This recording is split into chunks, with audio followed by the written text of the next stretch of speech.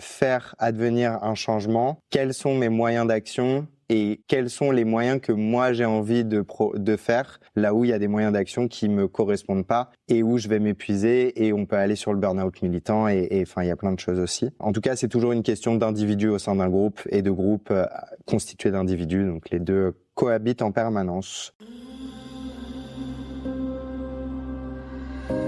Bienvenue dans Permahuman, le podcast qui restaure l'équilibre entre productivité et bien-être en s'inspirant du fonctionnement de la nature.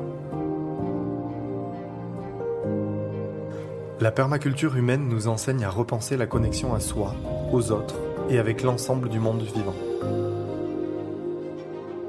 La première étape consiste à interroger le lien que nous entretenons avec nous-mêmes, notre propre écologie personnelle, à travers l'alimentation, la gestion du stress et du sommeil, et notre organisation générale pro-perso. La deuxième étape met en lumière nos compétences interpersonnelles et notre capacité à adopter une communication positive, favorisant des relations mutuellement enrichissantes. Après avoir nourri ces deux dimensions, vient celle de la soutenabilité environnementale. Notre aptitude à créer des projets prospères tout en ayant un impact net positif sur l'environnement. Ces projets vous inspirent ? Eh bien, installez-vous confortablement et je vous souhaite un bon voyage à travers ce nouvel épisode. Si vous souhaitez en savoir plus sur le projet Permahuman, vous pouvez cliquer sur le lien en description de cet épisode. Allez, c'est parti. Alors aujourd'hui, je vous emmène au sein de la Climate House, un collectif d'entrepreneurs engagés pour un monde meilleur, situé à Paris et coordonné par Valère Brunet, mon invité du podcast aujourd'hui.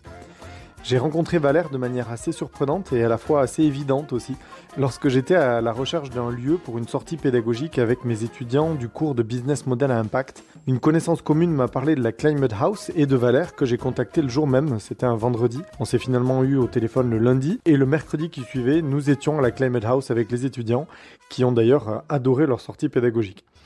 Ce qui m'a le plus marqué chez Valère, au-delà de son fort engagement pour une économie plus écologique, c'est son rayonnement et la joie qui le meut à rassembler des personnes autour d'une cause. Une cause riche de sens pour le monde et pour celles et ceux qui l'énergisent. J'ai donc eu envie de vous le faire rencontrer, ce qu'il a accepté avec joie. Salut Valère. Salut. Merci pour ce temps que tu prends pour cet épisode ensemble. J'ai envie de savoir comment tu arrives déjà ici, dans cette expérience, dans cet épisode. Quelle est ta météo intérieure ? Merci déjà beaucoup pour l'invitation. C'est un plaisir de partager ce temps avec toi. Et aujourd'hui, j'arrive sur une fin de cycle très intense qui a duré 1 mois et quelques, donc assez fatigué et en même temps très énergisé puisque plein de projets à venir, plein de projets qui ont terminé. Donc, il y a une période un peu de passation là et de calme qui arrive avec des sorties prévues en nature et tout. Donc, impatient aussi de me reposer et de terminer les choses en cours. Toi, comment ça va ? Ça va bien, merci. Si j'écoute la météo à l'intérieur, je suis content qu'on fasse cet épisode ensemble parce que on s'est rencontrés il y a pas longtemps et on partage déjà beaucoup de choses. On a compris ça très vite et je m'autorise le on parce qu'on en a déjà parlé.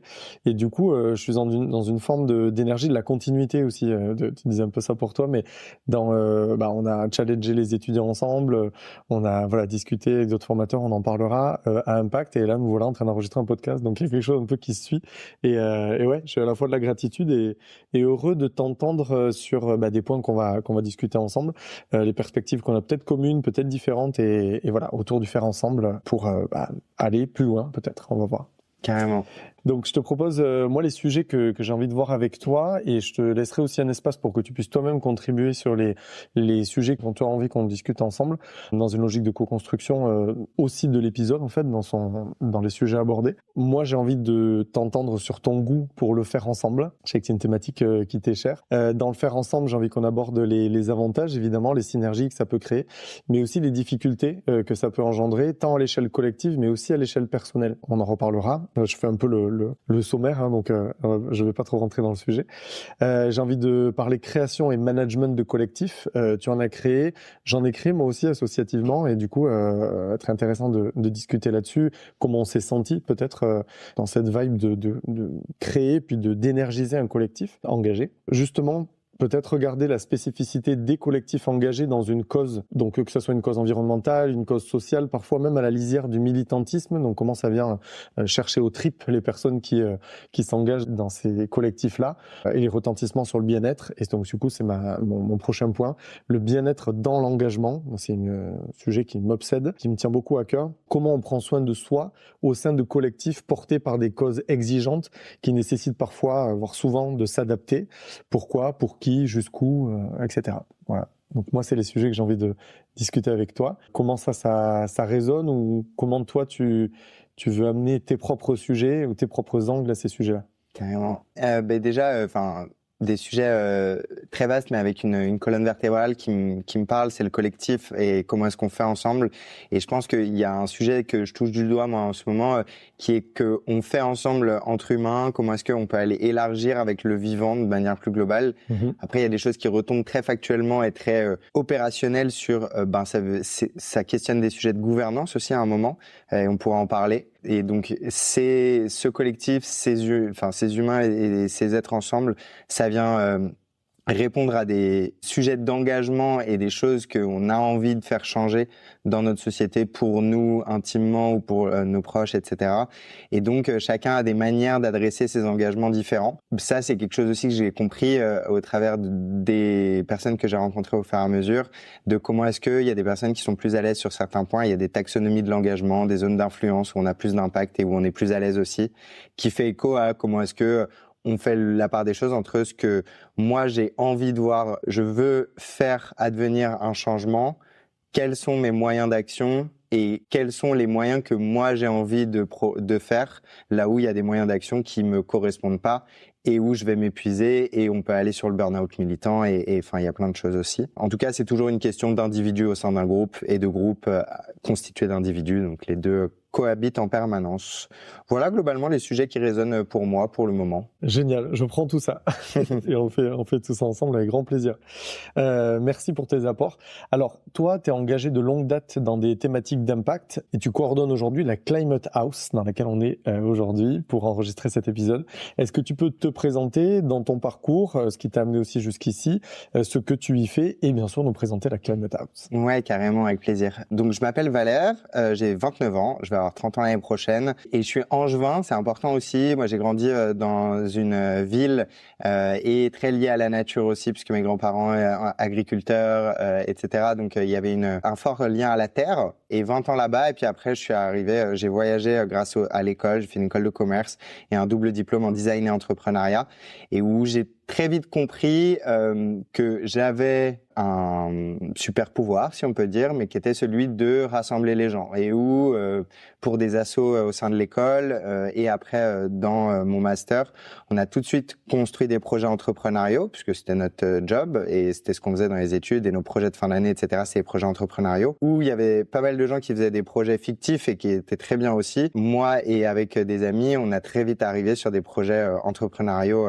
concrets et qui ont fonctionné, agence événementielle, agence d'intérim et marque de t-shirts notamment. Et puis en allant sur le design, et je pense que c'est hyper intéressant pour tous ceux qui le souhaitent, aller voir les théories et les fondements du design, qui est une thématique et une pratique qui a 50 ans en fait, qui est très récente, qui est au croisé des sciences et de l'art.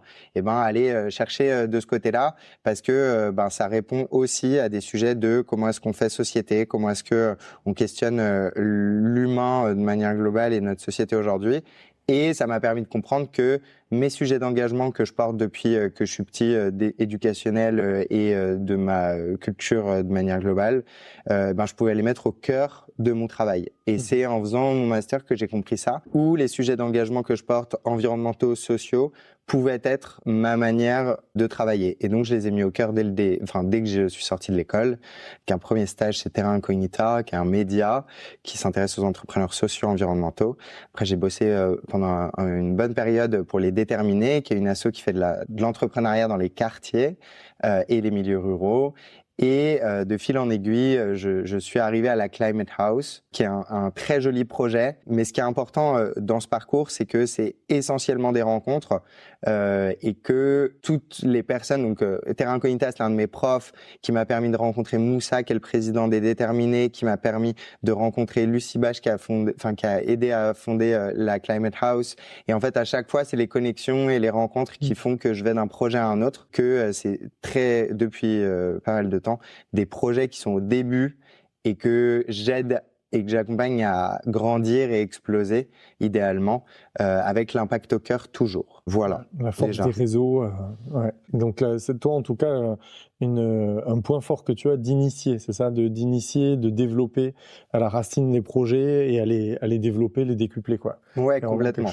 Et de comprendre aussi une ADN d'un projet, de la porter, de mettre ma patte à l'ADN, de m'incorporer, de digérer cet ADN, de prendre l'ADN et de faire naître cet ADN chez les gens pour ensuite la représenter et en être un représentant pour embarquer des groupes dans des projets. Ouais, et puis le comprendre, je dirais, cet ADN pour mieux le respecter aussi, parce que j'entends que tu as participé à développer des projets qui n'étaient pas, alors qu'il y a eu des projets entrepreneuriaux que toi-même tu as participé from scratch à développer, mais d'autres que tu as rejoints, et donc la rencontre avec cet ADN, le comprendre pour mieux le respecter et le décupler, voire le transmettre. Hein, c'est ça ? Ouais, complètement. Et c'est exactement ça, et donner envie aux gens d'y participer, parce que moi-même j'y crois.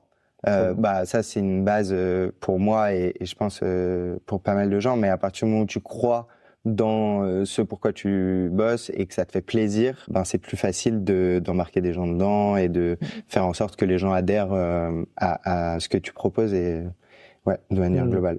Ouais, moi j'entends une forme de rayonnement là. On en est à, tu vas comprendre pour respecter le projet et après le faire rayonner. Et à travers toi, je sais pas si c'est le cas de tout le monde, hein, mais toi en tout cas, t'as sans doute cet attrait-là et du coup ce point fort de participer à rayonner, transmettre, donner envie et embarquer, quoi. Ouais. Tout à fait. Super. C'est clairement mes sujets et c'est des sujets qui rejoignent aussi la transmission. Là où, depuis 6 ans, du coup, j'ai dit qu'il y avait eu plusieurs projets entrepreneuriaux depuis 2016, en gros. Et depuis, maintenant 4-5 ans, eh bien, je suis formateur, prof, enseignant en fonction des publics. Et ça, c'est un truc qui m'éclate. Pour le coup, c'est vraiment une cour de récré pour moi. Et c'est rigolo de retourner à l'école pour avoir la cour de récré. Et j'adore donner des cours à des étudiants, à des entrepreneurs, chez les Déterminés, à Dauphine, à la Sorbonne, avec des publics qui sont ultra différents. Et comment est-ce qu'on arrive à transmettre un message autour des sujets d'impact, évidemment, d'entrepreneuriat, d'innovation. Et surtout, c'est que ça fait complètement partie de ma vie aujourd'hui, là où pendant 3-4 ans, c'était sur mes jours de congé, sur mes week-ends et tout ça.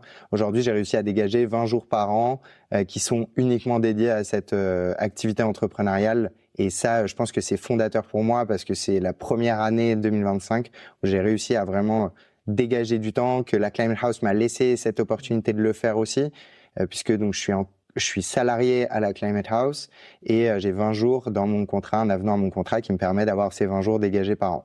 Ce qui est trop chouette. Ça, c'est très inspirant pour plein de personnes qui nous écoutent, ça je sais, qui ont envie de tester, de se tester dans ce qu'on peut appeler un peu des side projects au début, d'y aller peut-être sur des RTT quand on est encore salarié ou des jours de congé, et à un moment donné, passer le cap de peut-être demander justement des jours, des avenants, je pense que c'est très inspirant et merci de partager ça. Parle-nous de la Climate House, du coup. Donc là, on y est, ce collectif d'entrepreneurs, et en fait, c'est bien plus que ça.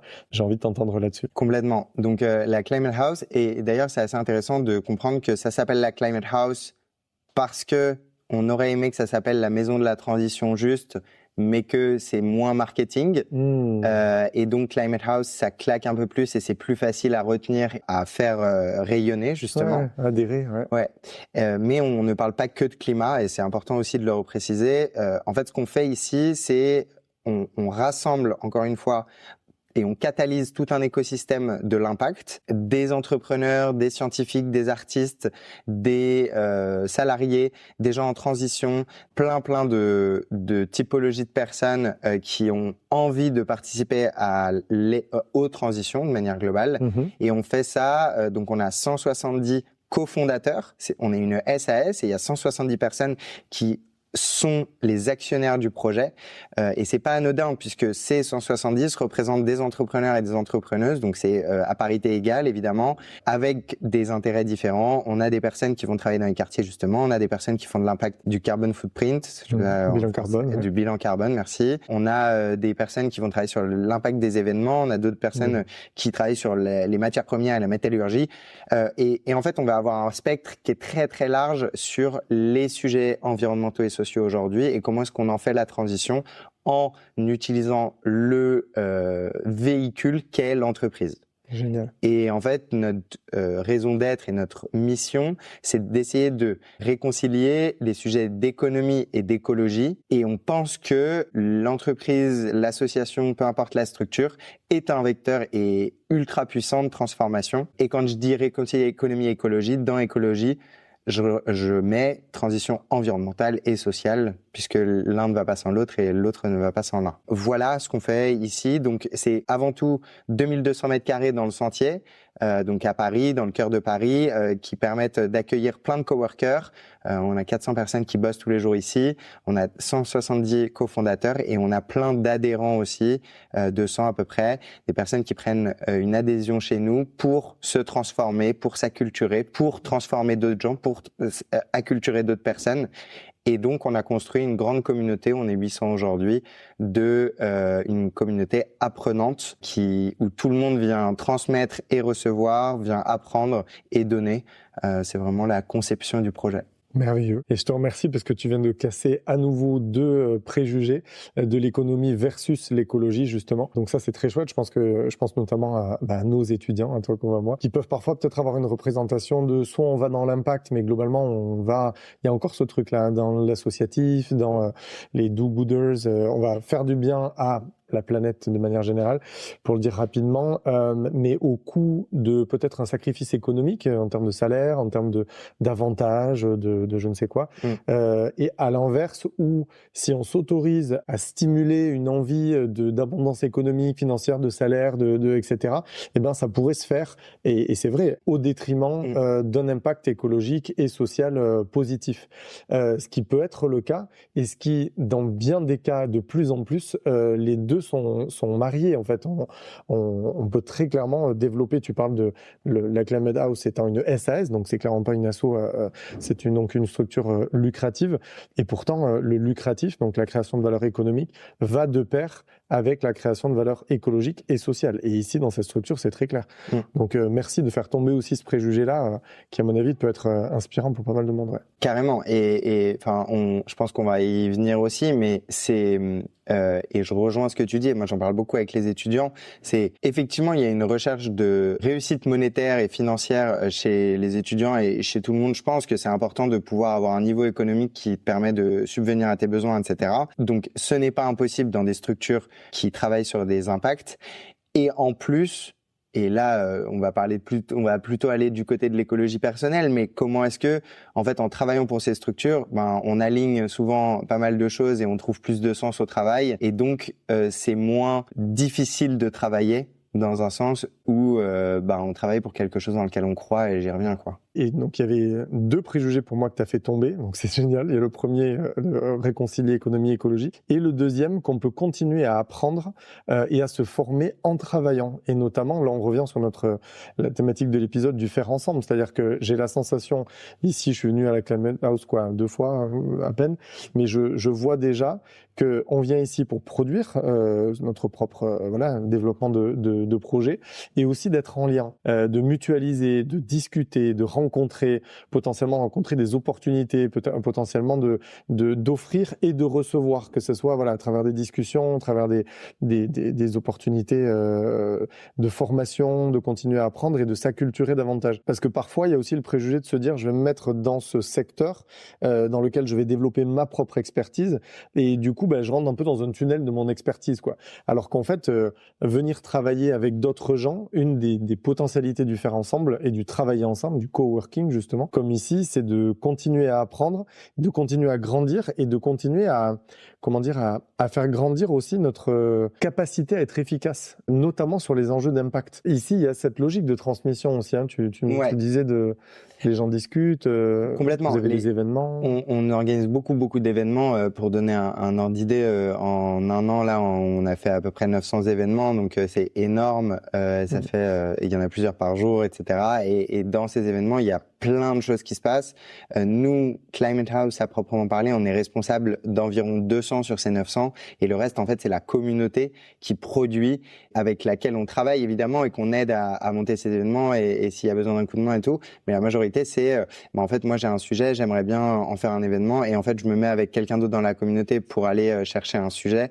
Et donc, il y a cette question d'acculturation, de transformation, d'entrepreneuriat et tout ça. Et il y a surtout une question, et c'est hyper intéressant ce que tu as dit, c'est que quand on développe une expertise, on reste dans notre ligne de nage, et c'est très bien, il en faut. Enfin, les experts sont ultra importants pour avoir des points de vue, etc. Et pour apporter au pot commun. Il n'empêche que nos problématiques aujourd'hui environnementales et sociales sont systémiques, et qu'elles rentrent dans des systèmes, et que en touchant à un aspect, eh bien, il y a des répercussions ailleurs. Et donc, selon moi, on ne peut pas prendre que un prisme, et on le voit aujourd'hui avec le bilan carbone qui est très bien, et c'est super que plein de boîtes le fassent. En revanche, on ne prend pas du tout en compte la biodiversité ou les sujets sociaux dans les boîtes. Et donc, il y a des manques. Et évidemment, il faut commencer quelque part. C'est pas du tout ce que je veux dire. En revanche, je pense que, et c'est la chance qu'on a ici, c'est que on réussit à avoir un rayonnement et des sujets divers et variés, mais qui discutent à la fin ensemble et qui viennent proposer une expertise qui est 360 et globale sur comment faire la meilleure transition pour nos sociétés. Écologique et social, quoi, et solidaire. Ouais. Merci d'avoir amené aussi cette carence de la biodiversité et globalement des 8 autres limites planétaires, parce qu'il y a un gros focus sur le climat, sur le changement climatique, alors que quand tu lis Timothée Parric, etc., Ralentir ou périr, en fait, il nous dit 90% de l'empreinte environnementale, du problème environnemental, 10% c'est le climat, enfin c'est le climate change, etc., et 90% c'est le reste qui correspond un peu au ratio des limites planétaires. Et merci de l'avoir amené là, parce que moi c'est mon combat dans mes cours de parler de ce double regard. Il parle des lunettes 3D, là, tu sais, avec un encart rouge, un encart bleu, là, et de pas oublier l'encart rouge, quoi. L'encart bleu, ça peut être climat, et ça c'est aussi très, c'est devenu conventionnel de parler de climat, et je reviens sur ce que tu disais sur le fait de l'avoir appelé Climate House pour des enjeux marketing, mais ça marche de fou, ça m'étonne pas que vous soyez 400 coworkers, etc., etc. Bon, j'ai plus les nombres maintenant, mais que ça ait marché si vite, parce que le climat, c'est un point de rencontre dans l'engagement environnemental, alors que paradoxalement, c'est sans doute pas l'enjeu majeur de transition environnementale. Je pense à la conversion des sols, je pense à évidemment la biodiversité, l'acidification de l'océan qui est en lien avec le changement climatique, enfin avec les relâchements de gaz à effet de serre. Mais ouais, j'aime beaucoup qu'on parle aussi dans cet épisode de cette vision 360, dans laquelle aussi, on va évidemment reboucler avec l'écologie personnelle, dans laquelle chacun et chacune est invité à trouver sa place et à prendre sa place dans la transition environnementalo, social, solidaire, etc., du point de vue de sa propre sensibilité. C'est-à-dire, qu'est-ce qui fait sens pour moi? Est-ce que moi, je me sens appelé par ces histoires de carbone, ou en fait, est-ce que j'y vais parce que tout le monde y va?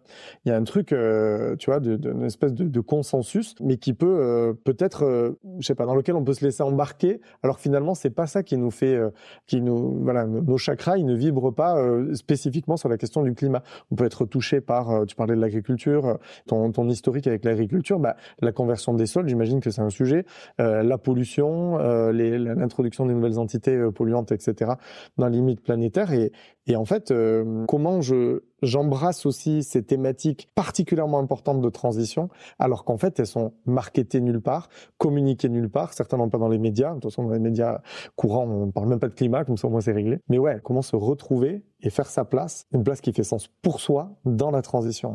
Ouais, c'est hyper intéressant. Il y avait trop de trucs. J'ai voulu dire trop de trucs, mais non, mais c'est pas grave. Non, mais enfin, j'ai pensé à plein de gens, et c'est pour ça que je me permets de reboucler. Je viens de voir Fantine, là, qui bosse pour la Water Family, qui font des trucs absolument incroyables sur la question de l'eau, justement, et tu parlais de l'acidification des sols, etc. Le sujet de l'eau est un sujet majeur dont on parle peu, et en fait qui va devenir une question, bah, on le voit déjà avec Sainte-Soline, etc., il y a eu des petites frictions, mais ça va devenir un enjeu plus que majeur pour tout le monde et tout ça, et donc c'est important de s'y intéresser. J'ai pensé aussi, et ce que tu as dit, le fait que ça soit peu communiqué, et dans les médias traditionnels, techno, c'est même pas que c'est pas communiqué, c'est que c'est vraiment de la désinformation climatique. Et il y a notamment Data for Good et 2 autres institutions qui ont sorti un rapport pour montrer la désinformation sur les chaînes, et absolument incroyable, qui a réussi à faire en sorte que ces news paye une amende pour désinformation climatique, ce qui est une première quand même mondiale. Et ça, c'est chapeau. Et donc, en fait, c'est extrêmement dur. Et puis, c'est extrêmement dur aussi. Et là, vraiment, je reviens à un niveau très terre-à-terre entrepreneurial, mais de dire à des patrons qui ont fonctionné 50 ans de la même manière, de leur dire, en fait, ton bilan économique est important, mais ce n'est plus le seul sujet. Maintenant, il y a 9 limites en plus, et il va falloir que tu t'y intéresses, et il va falloir prendre des engagements sur ces 9 limites-là. Et donc, ce qui est bien avec l'impact carbone, c'est que ça permet de prendre un biais et ensuite d'aller chercher les autres, évidemment, bien qu'il faille tout faire en même temps puisqu'on n'a plus trop de temps. Mais il n'empêche que le travail est intéressant et il nécessite une acculturation de toutes les parties prenantes. Et nous, à la Climate House, pour retomber là-dessus, ce qu'on croit, c'est en transformant les entreprises, les structures, etc., et donc les individus qui dirigent ces structures, donc les entrepreneurs, qu'on arrivera à faire bouger notre partie, puisque, comme tu l'as dit, tout le monde trouve midi à sa porte quelque part, et on peut avoir des sensibilités différentes. Et notamment, Climate House est un acteur, mais on est juste à côté de la Gaieté Lyrique, qui est un autre acteur qui fait des trucs absolument démentiels et extraordinaires pour le grand public sur des sujets culturels plutôt. Et puis il y a l'Académie du climat qui est plutôt sur les assos, les pouvoirs publics et les citoyens qui font des trucs géniaux. Et donc comment est-ce que en fait comme ça on vient trouver où est-ce qu'on est pertinent et où est-ce qu'on peut changer les choses, et après on peut redescendre à titre individuel, mais moi ce qui m'intéresse c'est probablement pas ce qui t'intéresse, et moi mes leviers d'action pour mon engagement ne sont probablement pas les mêmes que les tiens. Ou peut-être que si, et c'est très bien. Et dans ce cas-là, on se met ensemble et on le fait ensemble, tu vois. Voire même certains oui, certains non, en fait. Exactement. Et donc, ça pose la question un peu, et je devance peut-être un peu de tes questions, mais comment est-ce que on identifie ce qui nous passionne et là où on a un pouvoir d'agir face à des choses qui nous demandent énormément d'efforts et où c'est très, très dur pour nous d'aller dans ces espaces et où on sait que ça risque d'être compliqué, quoi. Ouais. Alors justement, tu parlais d'écologie personnelle tout à l'heure. Ce podcast est dédié, comme tu le sais, à l'équilibre personnel et relationnel des personnels engagés pour un monde meilleur, on va dire, de manière générale. Toi qui travailles quotidiennement avec des entrepreneurs et des entrepreneuses à impact, comment vont-elles au global? Comment se portent les professionnels de l'impact avec qui tu bosses ici à la Climate House? Alors, c'est une question qui est pas évidente parce que il y en a qui vont très bien, il y en a qui vont moins bien. Comme dans tous les pans de la société et de l'économie, il y a des secteurs qui sont qui ont le vent plus en poupe que d'autres, et puis il y a des services aussi, etc. Globalement, bosser dans les sujets à impact aujourd'hui et depuis 1 an, c'est compliqué parce que il y a des reculs écologiques importants au niveau européen, et là on parle de la CSRD, etc. qui ont été diminués. De même en France, si on revient sur la France, il y a des budgets qui diminuent aussi, et donc moins d'argent pour faire plus de choses globalement. Donc c'est pas évident. L'élection de Trump n'aide pas non plus sur des importations, etc. Donc il y a un contexte économique qui est tendu. Et c'est une réalité, et nous on le vit au quotidien avec toutes les personnes qui bossent ici. Donc ça peut faire peur. En revanche, ce que ça déclenche aussi, c'est que il y a énormément de solidarité. Et en fait, on vient, et moi c'est mes sujets, et j'adore ces sujets de comment est-ce qu'on fait ensemble. Et en fait, on voit très bien que l'humain, dans sa globalité, est un être social et trouve des solutions et s'adapte en permanence. Et donc, quand il y a des secteurs, et notamment le secteur là dont on parle, a plus de difficultés, bien qu'il y ait des boîtes qui cartonnent et qui marchent très très bien et qui recrutent à fond, etc., évidemment. Mais quand il y a un contexte global qui est plus dur, comment est-ce qu'on va faire plus de coalitions? Comment est-ce qu'on coopère mieux? Comment est-ce que là où il y avait beaucoup de compétition avant pour aller chercher des marchés, etc., aujourd'hui, on voit qu'il y a des acteurs qui se mettent ensemble pour aller chercher certains marchés et faire de la coopétition, du coup. coup, contraction de compétition et de coopération. Et ça, on le voit depuis 1 an, c'est vraiment, et on a la chance et on pousse à fond ces trucs-là, puisque c'est notre raison d'être ici à Climate House, de mettre les gens ensemble pour qu'ils bossent ensemble. Et on voit qu'il y a plein de coopérations qui prennent. Bon, ça met du temps parce que c'est d'autres manières de fonctionner. Des cultures différentes aussi. Exactement. Ouais. Mais en revanche, on voit que ça fonctionne et que souvent les montants à la fin sont plus importants que si on y avait été tout seul. C'est pour ça que ça donne beaucoup d'espoir, c'est que comme quand on a vécu le Covid, quand il y a des crises qui sont importantes, il y a toujours des choses qui naissent qui sont super jolies. Et par exemple, si vous n'avez pas vu, donc Lucie Bage qui a monté Too Good To Go, qui a monté dernièrement Poppins, qui veut remettre l'économie du partage au cœur, etc., qui est une entrepreneuse française super et tout ça. Eh bien, elle a lancé avec plusieurs acteurs, donc Blablacar, avec différents acteurs, Vestiaire Collectif, etc., une coopération entre tous les acteurs du partage, justement, qui s'appelle Nouveau Riche. Et comment est-ce qu'on rend sexy le fait de partager et de donner plein de choses qui ne nous servent pas tous les jours. Et donc, n'hésitez pas à aller taper Nouveau Riche sur Internet ou à aller regarder sur LinkedIn. Il y a vraiment une campagne et une espèce de coopération qui est super belle à voir et qui permet de mettre en avant des acteurs, qui apportent du business à tout le monde. Et en fait, tout le monde en sort grandi. Les utilisateurs, les clients, les boîtes. Donc bravo quoi. C'est ça qu'on veut voir plus, je pense. Et c'est hyper intéressant. Je connaissais pas, tu vois. Donc je serais le premier à aller taper ça sur Internet en sortant de cet épisode. Ce que je trouve merveilleux. Je parlais tout à l'heure, tu as utilisé aussi un champ lexical un peu tu disais joli, enfin de l'enchantement et du réenchantement.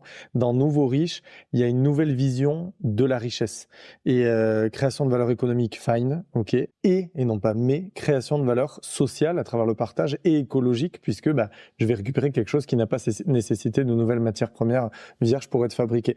Et je trouve que ça raconte un récit, tu vois, en t'écoutant, moi je suis tout illuminé là, en t'écoutant là-dessus, parce que ça crée un nouveau récit pour la CSP+, qui a les moyens d'acquérir des nouveaux biens, etc.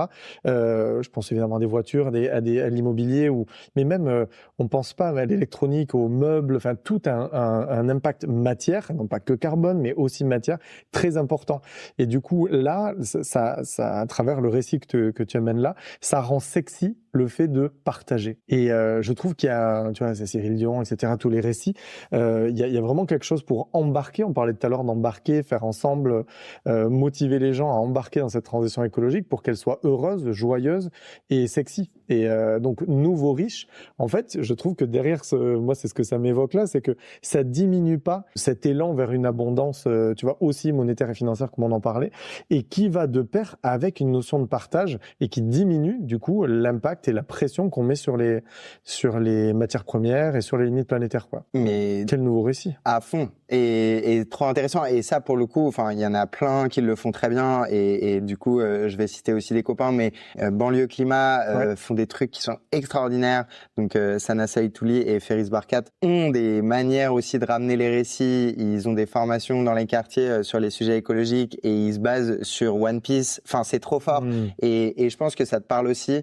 Parce que, et moi ça me parle particulièrement aussi, parce que c'est comment est-ce que tu ramènes ça dans tes cours aussi, parce que on est prof aussi à côté, et comment est-ce que en fait aujourd'hui, quand tu as des classes de jeunes qui ont 20 ans, si tu leur parles de sobriété, de la contrainte que ça va être que d'être écolo, tu vas en toucher certains, il n'y a pas de sujet, hein, mais tu vas pas forcément embarquer, alors que si tu rends ça désirable, et comment est-ce que tu fais pour dire, mais en fait les gars, si vous rajoutez ça, mais imaginez tout ce que vous pouvez faire, imaginez la créativité, imaginez comment est-ce que ça peut être trop chouette de faire ça et le rendre vraiment désirable, comme tu l'as dit, et intéressant, et avec des cas concrets et tout ça, je pense que ça marche mieux, et notamment de l'ancrer dans la pop culture, et notamment de l'ancrer dans des réalités qui sont les nôtres ou qui sont pas les nôtres, mais en tout cas de s'adapter à un public et de dire, de vraiment l'ancrer dans une pop culture, et de rendre ça mainstream, en fait. Je pense que c'est ça le sujet. Ouais, et puis le lien avec l'art que tu as fait tout à l'heure en parlant de la gaieté lyrique notamment, je trouve ça sensationnel au vrai sens de la sensation, tu vois, ça crée des sensations et ça crée du coup des émotions, mais des émotions qui embarquent et qu'on a envie d'aller vers, quoi. C'est pas, comme tu disais tout à l'heure, en faisant peur avec la contrainte, avec les limites planétaires, avec le donut qui explose, avec je sais pas quoi, qu'il faut faire quelque chose. Mais ça a jamais motivé personne. Ouais. Par contre, regardez, on se met ensemble et donc là, Nouveau Riche, tu nous as dit que c'était issu d'une coalition de personnes qui sont mises autour de la table, avec des idées qui nous poussent plus loin parce que en fait, ce que je trouve magique dans le faire ensemble, et moi en tant qu'entrepreneur, je regarde ça, ça me met tu vois, des pépites dans les yeux parce que de faire, je me sens souvent seul, quoi. Et du coup, faire ensemble, moi, ça me permet très souvent, à travers des codev, des choses comme ça, de regarder dans mes propres angles morts. C'est-à-dire que par définition, on ne peut pas voir dans ses propres angles morts. Et quand tu te mets autour de la table, à travers un codev, un atelier d'intelligence collective, ou même une réunion, une discussion, un café, eh bien en fait, la personne en face de toi vient regarder dans ce que toi, tu ne vois pas. Et du coup, tu mets la lumière sur des nouvelles choses. Et c'est là où je pense aussi le faire ensemble, c'est aller plus loin, en vertu du titre de notre épisode d'aujourd'hui, dans le sens où l'autre, l'altérité, on va arrêter de le voir comme une menace, etc., parce que c'est quand même assez à la mode aujourd'hui, malheureusement. Hashtag média mainstream. Mais du coup, au contraire, l'autre nous permet un nouveau regard qui va nous bénéficier. Et donc ça, c'est hyper intéressant. Comment le collectif me bénéficie. Tu parlais tout à l'heure de nourrir et d'être nourri en même temps. Et en tout cas, c'est ce que tu vois ici, toi, tous les jours, quoi. Mais complètement. Je pense qu'il y a en fait, ça dépend ce que tu viens chercher dans le collectif. Je pense qu'il y a... et en fait, c'est tout le temps la même chose. C'est quelle est l'intention et qu'est-ce que tu viens chercher. Et à partir du moment où c'est à peu près... Enfin, c'est relativement clair, où tu peux ne pas du tout savoir ce que tu viens chercher, et je pense que tu vas trouver quand même quelque chose, et c'est OK. Mais globalement, si tu viens chercher plein d'argent dans un collectif, en fait, le fait de porter cette volonté de venir pour gagner plein d'argent, les gens vont te dire oui, c'est la bonne place, ou non, c'est pas la bonne place. Et si tout le monde est là pour gagner plein d'argent, en vrai, ça peut marcher. Ça devient un objectif commun, en fait. Exactement. Et alors que si tu viens pour partager de la bonne pratique, échanger avec des pairs, etc., dans ce cas-là, OK.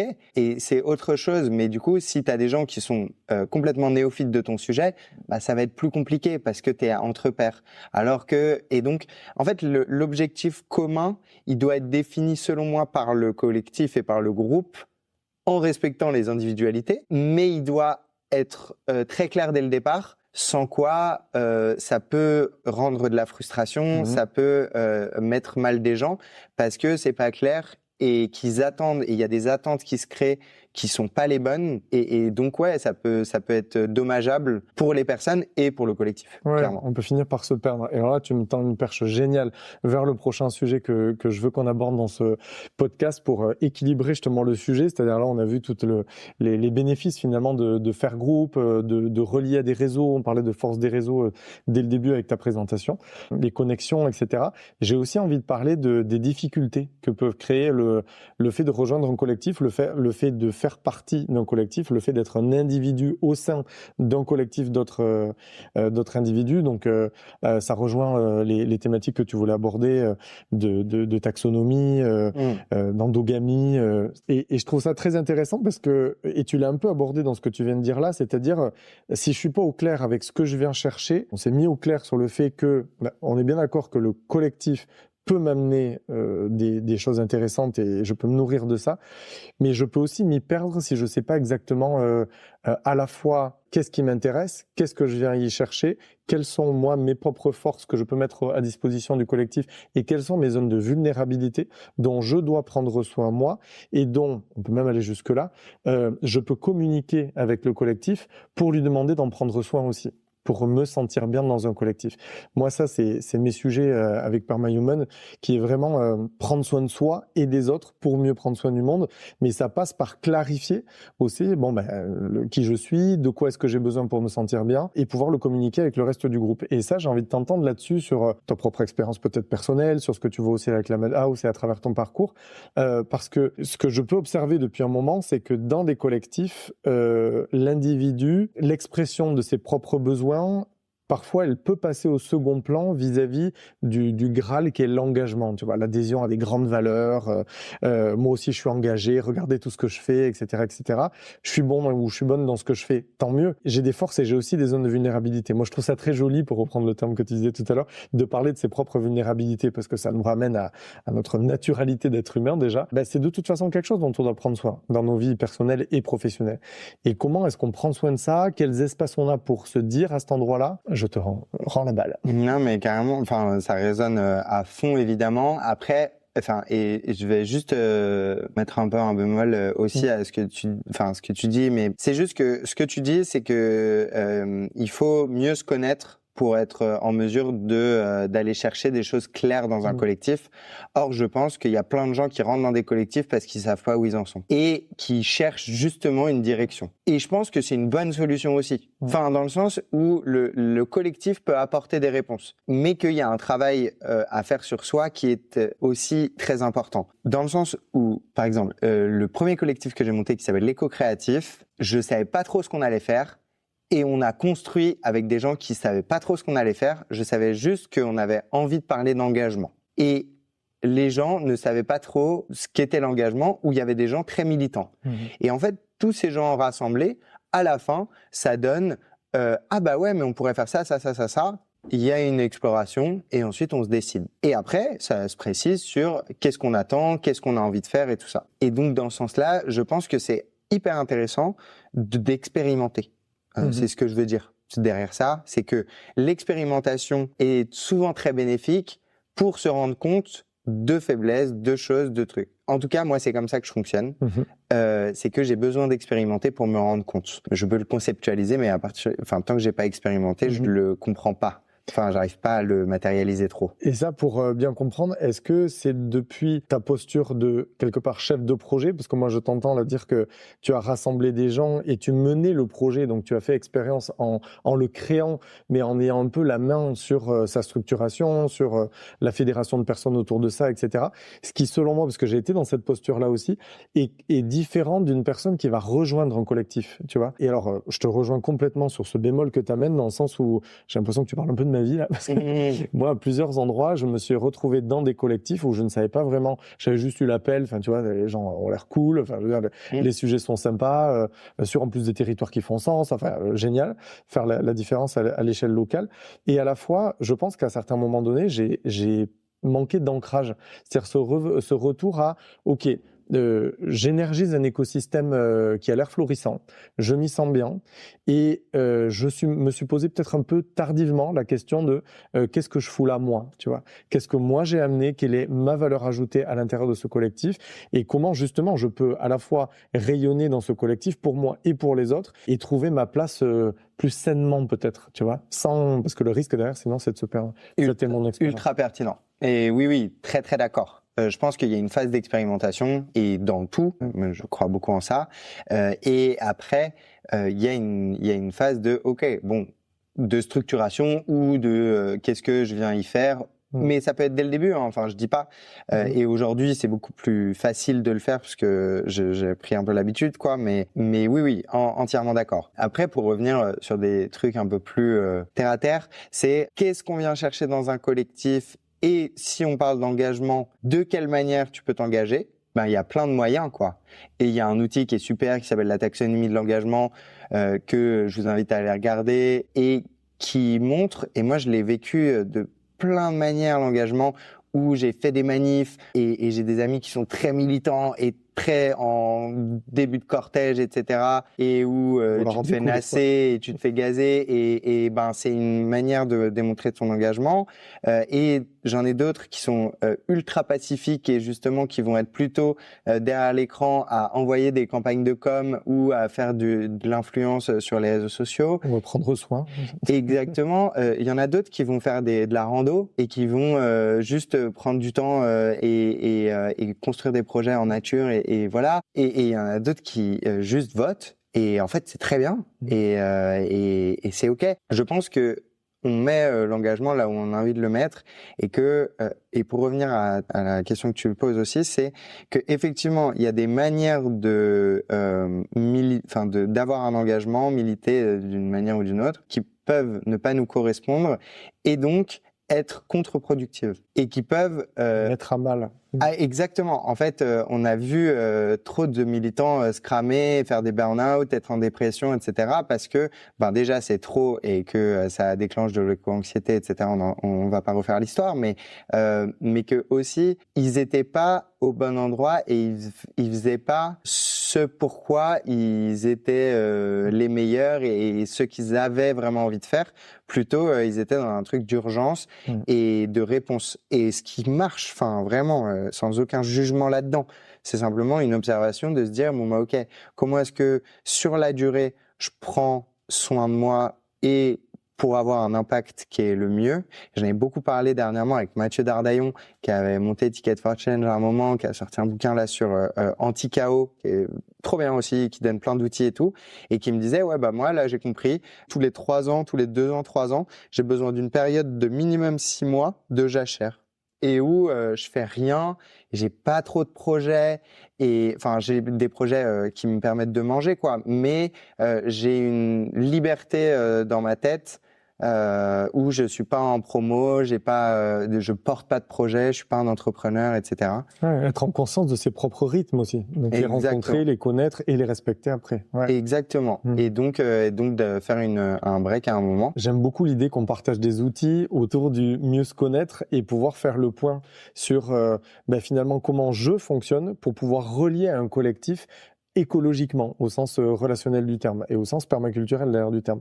Donc je mettrai en descriptif de cet épisode, ça me donne envie de remettre ce que tu disais sur la taxonomie de l'engagement, si tu veux bien me partager la ressource, et je la partagerai dans le cadre du podcast avec grand plaisir. Ça me fait penser à un épisode du podcast Sismique où il parlait justement des 4 profils d'engagement, tu vois, le devant de cortège, etc., le derrière l'écran et compagnie. Donc je le mettrai aussi en descriptif parce que je pense que ça peut nous aider collectivement et individuellement, celles et ceux qui nous écoutent aujourd'hui, à trouver sa place, à faire sa place et à pouvoir être bien en soi avec les autres au sein du collectif. Ça me fait penser à 2 tests aussi qui sont gratuits sur Internet. Il y a le test des 16 personnalités qui est pas mal, qui est un peu avec le MBTI. Donc ça je mettrai aussi le lien. Ça peut apprendre aussi à mieux se connaître pour mieux se positionner dans son engagement. Et je pensais à un autre test qui est aussi gratuit en ligne, qui est le test des valeurs de Schwartz. Shalom Schwartz, qui donne à dire aussi de son rapport à l'aspect traditionnel versus changement.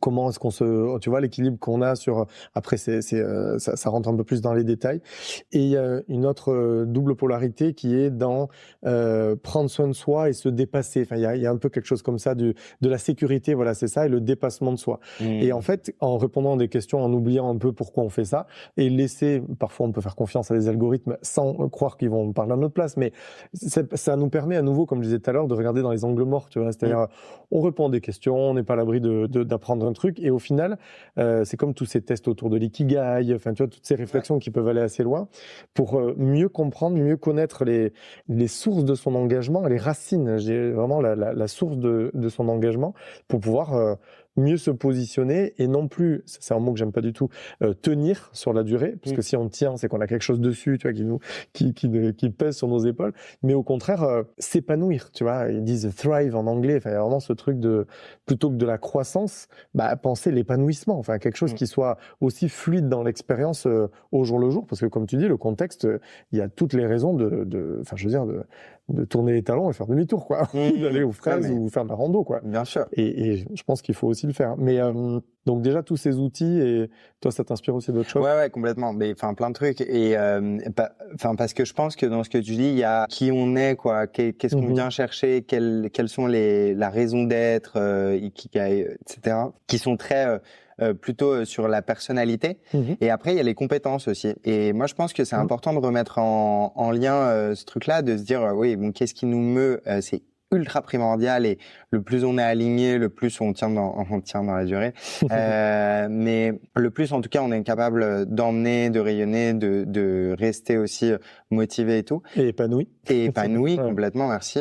Et après, il y a aussi le fait de, moi, je peux pas bosser sur ces sujets parce que mes compétences me le permettent pas. Et je pense que non, en fait, aujourd'hui, on a la chance il y a toutes les compétences, tu vois, des gens qui font de la finance dure, ils peuvent avoir un impact de dingue. Et genre vraiment, la finance aujourd'hui régit quand même le monde. Donc à partir du moment où tu commences à changer, comment est-ce que tu ramènes de la biodiversité, de la nature, il y a plein de trucs, Nature in Finance aujourd'hui, qui sont canonissimes et qu'il faut regarder. Comment est-ce que en fait nous Climate House, si je reprends un exemple, on a des budgets par an et en fait si on n'a pas de DAF, juste on est mort et on tient pas l'année. En fait la DAF de la Climate House, elle est incroyable, elle est hyper engagée et c'est son kiff que de faire des budgets et de travailler sur ces tableaux-là, tu vois. Donc je pense qu'en fait tous les métiers peuvent intégrer ces dimensions-là et sont invités à le faire de toute urgence. Merci de partager ça et ton angle là-dessus. Ça fait clairement un écho à un autre épisode que j'ai enregistré avec une amie à moi qui s'appelle Laura Cagneau-Genevois et qui a créé Mon Job de Sens. Donc avec toutes ces réflexions justement, autant remettre du sens dans son parcours, du sens pour soi, du sens pour le monde bien sûr. Donc on s'entend très bien sur le plan perso mais aussi sur le plan des concepts du coup et de ce qu'on énergise. On a enregistré un épisode sur travailler pour ou dans la transition écologique et sociale. Génial. C'est pas qu'une affaire de transition et de conversion d'emploi, c'est aussi pouvoir peut-être être comptable au sein d'Enercop, ça peut être, comme tu disais, DAF au sein d'une ONG, ça peut être chef de production chez Veja, chez Ecorail, chez Patagonia, j'en sais rien. Et donc, le switch, le move, en conscience de qui je suis, de ce que j'ai envie aussi de garder dans mon arc de compétences, parce que tu disais, c'est hyper intéressant que tu nous amènes jusqu'à parler des compétences, c'est-à-dire que le set de compétences que je maîtrise aujourd'hui, est-ce que il m'intéresse toujours et j'ai envie de le garder, mais j'ai envie de l'amener dans un autre endroit qui fait plus sens pour moi, ce qui est un vecteur de transition personnelle et pour le monde. Est-ce que, en fait, j'ai envie de changer du tout au tout?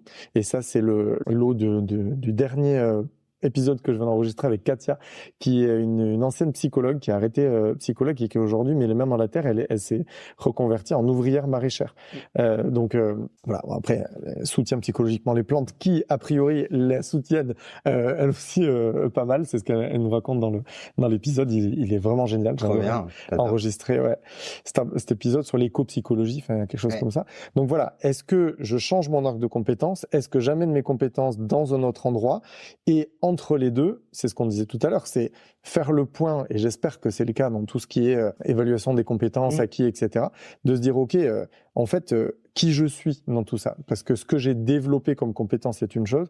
Est-ce que c'est aligné avec ma sensibilité, mes points forts naturels, mes zones de talent, mes zones de génie, comme parle Nicolas Aignan, ou pas? C'est-à-dire... et le baromètre de ça, j'ai envie de le dire ici, c'est à la fin de la journée, est-ce que je suis crevé ou est-ce que je suis énergisé parce que j'ai vécu? C'est ce que Nicolas Aignan distingue entre la zone de génie et la zone d'excellence. Dans les deux cas, on fait du bon boulot. Tu vois je veux dire, les deux termes sont positifs. Mais dans la zone d'excellence, tu fais du bon boulot parce que tu sais ce que tu fais, comment le faire, mais c'est crevant. Ça vient te pomper dans les batteries, quoi. Alors que ta zone de génie, c'est tu fais très bien ce que tu fais et en plus ça t'énergise. Alors évidemment, à un moment donné, le corps il a besoin de se fatiguer, il a besoin de se reposer, de régénérer, de dormir. Mais moi je nous invite à toutes et à tous à écouter ce baromètre intérieur. Comment je suis quand je sors d'une expérience, qu'elle soit taf, qu'elle soit salariée, qu'elle soit entrepreneur, qu'elle soit associative, qu'elle soit relationnelle. Et c'est un baromètre aussi de est-ce que j'ai vécu quelque chose qui m'énergise ou est-ce que j'ai vécu quelque chose dans lequel j'essaye d'être excellent. Et je le suis certainement, mais quid du long terme, quoi. Ouais, c'est trop intéressant. Enfin, trop bien. J'adore.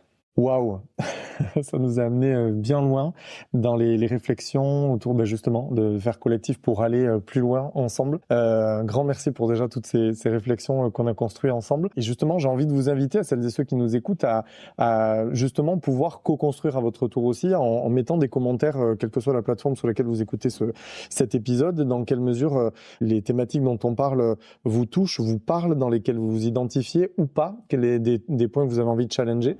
Nous, on co-construit cette discussion avec Valère et bienvenue pour en faire partie aussi à travers les commentaires. Promis, seront lus et considérés. Ceci étant dit, je vois que le temps s'envole et que du coup, on arrive tranquillement vers la fin de l'épisode. J'ai envie de te laisser un espace de créativité sur des éléments que peut-être tu avais pensé mais que tu n'as peut-être pas encore dit et que tu souhaiterais partager avant qu'on termine. Ouais, merci beaucoup. C'est plutôt ce que tu as dit à la fin qui me fait réagir de qu'est-ce qui te donne de l'énergie et pour boucler avec mon activité aujourd'hui, je sais que moi, ce qui me donne de l'énergie aujourd'hui, c'est de construire des projets en collectif, et ça c'est hyper important pour moi, et de poser, et j'en ai pas parlé, mais une gouvernance qui est partagée dès le démarrage, puisque j'ai monté des projets auparavant où j'étais seul à porter, et que c'est très bien pour aller vite, mais quand on n'a plus d'énergie, et ben on peut pas se reposer sur les autres. Et donc aujourd'hui, tous les projets que je fais doivent absolument être en collectif. Et il se trouve que Synchronicité, on rencontre les gens qui permettent de porter ces choses-là quand on est ouvert, selon moi. Donc ça, c'est une première chose. Et la deuxième chose, c'est que aujourd'hui, ce qui me donne le plus d'énergie, c'est d'animer des formats, d'animer des formations, d'animer des événements. Et j'ai la chance de pouvoir le faire vraiment très régulièrement. Donc c'est vraiment très chouette. Enfin, je finirai sur ne pas négliger les temps de repos. Il y a des temps de repos qui sont du faux repos, où on continue de cogiter, et c'est très bien et c'est nourrissant selon moi. En revanche, je pense sincèrement que il y a une nécessité à décrocher à des moments, si on peut. Évidemment, il y a des gens qui ont du mal, mais ne serait-ce que par de l'activité sportive, ne serait-ce que par du yoga, de la méditation, par de la marche dans la nature, par ce que vous voulez, mais au moins une fois de temps en temps, se prendre au moins 15 minutes pour décrocher des sujets, permet de régénérer nos cerveaux. Un élan vers l'oisiveté, peut-être aussi, quelque chose du temps, du repos, qui ne soit ni en lien à un temps d'écran, ni c'est ça? Ouais, tout à fait. Je pense qu'aujourd'hui, et notamment dans nos sociétés, il est plus que nécessaire de réapprendre à ne rien faire. Yes, on termine là-dessus, ça te va? Merci beaucoup. Merci, et merci beaucoup pour l'invitation. C'était un plaisir d'échanger. Plaisir partagé. Est-ce qu'on peut venir à la Climate House, du coup, visiter, rencontrer? Je mettrai le lien du site. Vous avez toutes les infos sur le site, et vraiment avec grand plaisir. De même, si vous êtes formateur, formatrice, avec grand plaisir pour échanger sur le collectif qu'on a monté de formateurs, formatrices un peu partout en France. Voilà. Dans lequel tu m'as invité, et je te dis un grand merci. Mais avec plaisir. Super. À très vite. Salut Valère, merci. Eh bien, nous voilà tranquillement arrivés à la fin de cet épisode. Merci pour votre écoute et pour la manifestation de votre appréciation que vous en ferez avec quelques 5 étoiles et un commentaire sur Spotify, Apple Podcast ou toute autre plateforme où vous écoutez vos podcasts. À nouveau, si vous souhaitez rejoindre la communauté Permahuman, appelée l'écosystème, vous pouvez cliquer sur le lien en description de cet épisode. Au plaisir de vous y accueillir, et en attendant, je vous souhaite une belle journée ou une belle soirée, et pensez à vous abonner au podcast pour qu'on puisse se retrouver dans le prochain épisode. À bientôt.